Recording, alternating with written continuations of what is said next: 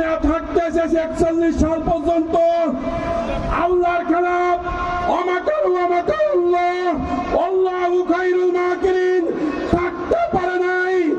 July August এই গণবিপ্লবের মাধ্যমে শেখ হাসিনাকে